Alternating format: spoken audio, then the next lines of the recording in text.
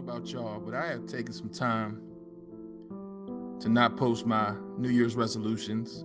And the reason why is because I had to just take some time to sit back and think. I've been kind of low key at the beginning of this year and really trying to just make sure I make my next move my best move.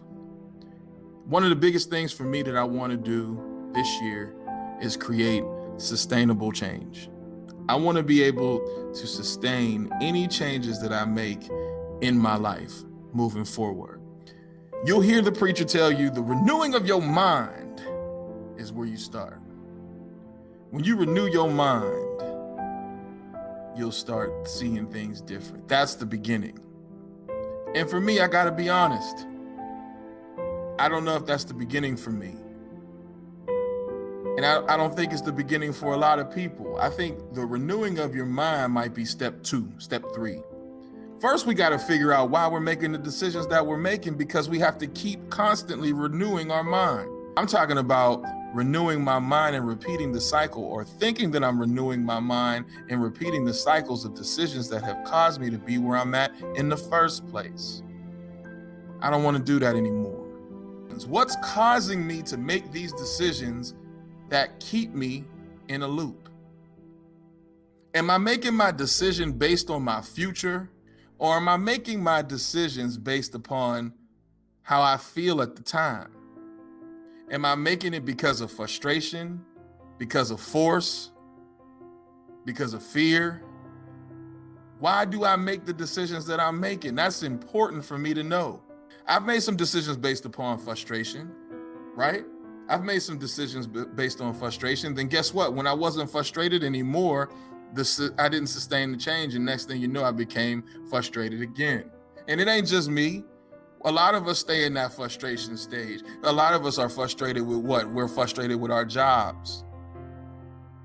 See, it ain't just me. We're frustrated with this relationship. We're frustrated with our kids. We're frustrated with our finances. We're frustrated. So then we make decisions based upon being frustrated. Then when we're not frustrated anymore in that department, we relax. See, it's not just me. My stronghold is food. But we all have strongholds in different things to make decisions based upon our frustration. And if it's not frustration, then maybe it's force. Force is another one that makes us have decisions, but not sustainable change. So then now here comes those variables that force us to have to change. What type of variables are those? I gotta take care of myself now. I gotta go to the gym because guess what? I got diabetes. I have to get out of this relationship because now it's became abusive. But is that sustainable change either because I'm forced? No. Because the decision-making process, I haven't put anything inside my mind that's going to cause me to not do it again. I'm only making the change because of the variable or the situation that I'm in, not because I see myself different. What about fear? So now I have anxiety about what now? The coronavirus. So now I'm making decisions on fear of what's inside of a vaccination. Do I take the vaccination or don't I take the vaccination? So now I have anxiety. I got to make a decision because I want to see my family again. I want to see my friends again. I want to be able to get together again. I miss being able to have parties. I miss being able to have cookouts. I miss being in the club, but I don't know what's in it. So should I take it? Shouldn't I take it? What should I do? And then also not doing anything is a decision, right? So then now sometimes fear can paralyze me to do nothing. I want to break the cycle so that when I start to make the changes, these changes now take me to a place where I don't have to continuously look back, or I don't have to continuously regret because I didn't make the decision based upon me. My future, what I see for myself. If I don't see myself in a better light, how can I be in a better light? See, we can do damage to ourselves by making the wrong decisions over and over and over again because we start to believe that that's our reality. When you look in the mirror, you have to hold yourself accountable for what you see. What I see is based upon my decisions. It is so easy for me to want to blame everybody else. It is not the cookie's fault that I'm big. It's the fact that I keep eating so many cookies without exercise. I overindulge in the cookies. It is not the candy's fault. It's not the gummy bear's fault that I'm too big. It's because I consistently eat the gummy bears that I'm too big. These are my decisions. So if I'm not holding me accountable, then I gotta have a team around me that holds me accountable as well. So if we look at the sport of boxing, if I can give you an illustration. In boxing, you go out and you fight a foe. You got your gloves, you go out, you've trained, boom, you fight. You got 3 minutes to do whatever you need to do inside of there, and you're on your own. It's only based on your training. It's only based on your decision making. It's only based on what you've learned for those 3 minutes. Then once those 3 minutes are done, ding, ding, the bell rings, you go to the corner. Inside the corner, you have people who are designed to tell the boxer what he needs to do to win.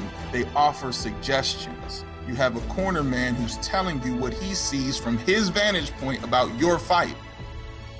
That's one of the most important people in your life. Who's your corner man? Who's the person that you go to in your life that will tell you what they see based upon how you're training, based upon your goals, based upon you winning? Who's that person? Do you have that person? Then there's a person for when you take a blow, when you get hit so hard that your eye starts to swell, or that your nose starts to bleed, or that you get a cut. There's a person that's there that's just there to take care of that cut. Who's that person? Or do you have people in your corner that want to make the cuts worse, or choose to ignore the cuts, or don't want to put the cuts together? Then there's a person that's there that's just to give you the water. There's the person to squeeze the water inside your mouth while you're waiting, while you're getting the cuts worked on, while you're taking instruction. And there's a person that's there just to give you water, just to make sure you have the proper nourishment to cool you down so that you can go back out there and fight again. Then the bell rings again, ding, ding, then you're back out there again for another 3 minutes to fight. That's very synonymous to life. What if you don't have a specific quarter man? What if you don't have a cut man? What if you don't have a person who's shooting the water? What if you don't have those? How does that work? This is one of the hardest things to do, is operate when you don't have everything you need. One of the most important things to have is faith. Why? Faith is the assurance that what we hope for will come about, and the certainty that what we cannot see even exists. That's what keeps us moving. Faith is what keeps us going. Faith is what keeps me having sustainable change. It's faith. Focusing on my future, knowing that my steps are guided. That's what helps me with having sustainable change. So I have to decide what I want to do, then decide where my decisions are coming from, what they're based on. And then I got to decide, what are my strongholds? What am I addicted to that keeps me in the cycles going over and over and over of not making the same decisions so that I don't repeat those steps? Then I have to have faith that the moment I step out based upon my future, that everything is going to be okay. That's how you have sustainable change.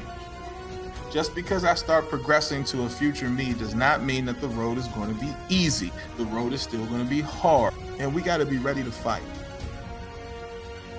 You got to protect what's yours. You got to protect your mind. You got to protect your spirit. You got to protect your family. There's a lot going on, man. And the only way we're going to do it is to be the best you. And remembering, you're all that you got, but you're all that you need. With that being said, For me, one of my weapons is the Bible. I choose to use the Bible as a resource for my life. When you feel that those negative thoughts are coming in, you start meditating on those verses that's going to help push you forward. So I have one based upon decisions. And it comes from Deuteronomy 30, verse 19. And it reads as such: I have set before you life and death, blessings and curses. Now choose life so that you and your children may live. And that's what I want to do, and that's what I want for y'all. Choose life so that you can live. I want to see us all living a great life. I'm Coach Block, and this is the First and Goal Mindset. We're choosing life. Don't compare, compete. See you next week.